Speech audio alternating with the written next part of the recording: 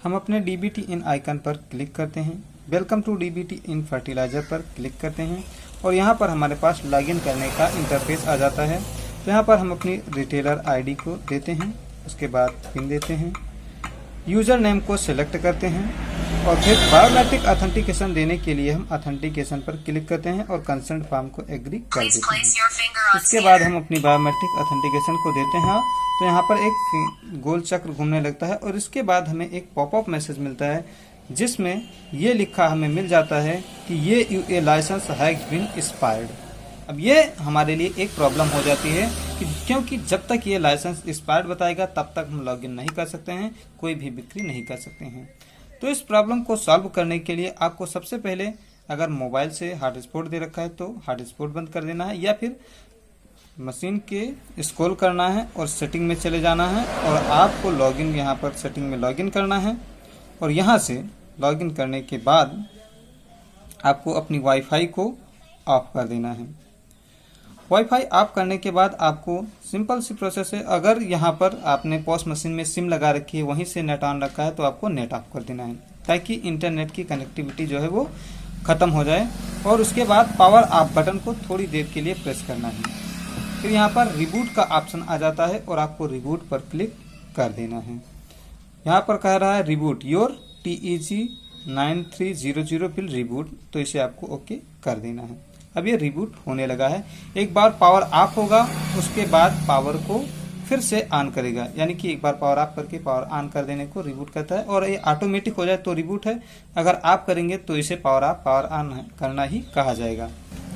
अब हमारी मशीन जो है वो ऑन हो रही है और ऑन होने में थोड़ा टाइम लेती है, ये आप सभी जानते हैं, इसमें ज़्यादा कुछ बताने की ज़रूरत नहीं है।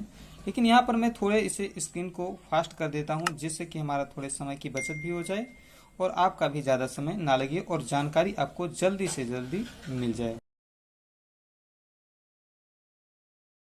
हमारी मशीन मेन स्क्रीन पर आ गए हैं और अब यहाँ पर एक मैसेज शो कर रहा है मंत्रा NSRD सर्विस और इसे आपको ओके कर देना है जिससे हमारी जो डिवाइस है स्कैन करने की वो चालू हो जाए। तो यहाँ पर इनेट सक्सेस हो गया है और डिवाइस रेडी टू यूज हो गया है। अब यहाँ पर हम सबसे पहले अगर मोबाइल से हॉटस्पॉट दे रखा है तो हॉटस्पॉट ऑन करेंगे। अगर हमने अपने वाईफाई बंद कर दी थी तो यहाँ पर सबसे पहले हम अपनी वाईफाई को ऑन करेंगे।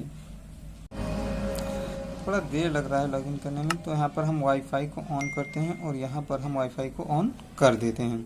अब जो भी नियरेस्ट में होगी, जैसे हमने जिस भी मोबाइल से दे रखा है या आपने जिस मोबाइल से दे रखा है वो यहाँ पर शो हो जाएगी। अगर कनेक्टेड है तो आपको कनेक्टेड कराने की ज़रूरत नहीं पड़ेगी, ऑटोमेटिक देखो कनेक्टेड हमारे हो चुका है। अभी नो इंटरनेट बता रहा है लेकिन थोड़ी ही देर में ये इंटरनेट भी बताने लगेगा। देखिए कनेक्टेड हो गया है, तो हम यहाँ से अब वापस होते हैं।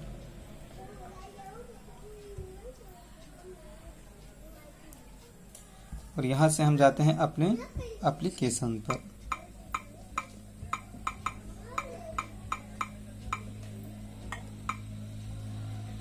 हम एप्लीकेशन पर पहुंच गए हैं।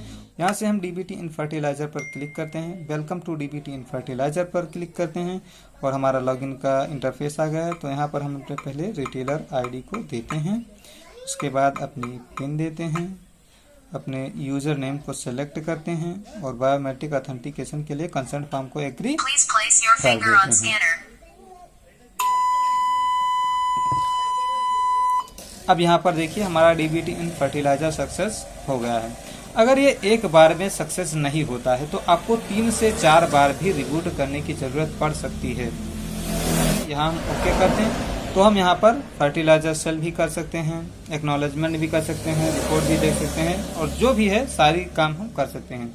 अब मेरे मशीन में जो प्रॉब्लम आई है वो मैंने एक बार में आपको सॉल्व करके दिखाया है, लेकिन वैसे इस रिकॉर्डिंग को करने के लिए मुझे 2 से ढाई घंटे का टाइम लगा है क्योंकि मैंने 4 बार रिबूट किया है तब जाकर के मेरी मशीन जो है वो चालू हुई है।